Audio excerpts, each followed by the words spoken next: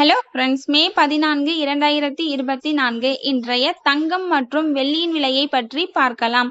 முதலில் வெள்ளியின் விலையை பற்றி பார்க்கலாம்.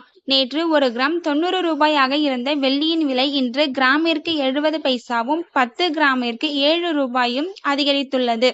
அதன்படி இன்று 1 கிராம் 90 ரூபாய் 70 பைசாவிற்கும் 10 கிராம் 907 ரூபாய்க்கும் 1 கிலோ 90,700 ரூபாய்க்கும் விற்பனையாகி வருகின்றது. அடுத்து 24 கேரட் ஆபரண தங்கத்தின் விலையை பற்றி பார்க்கலாம்.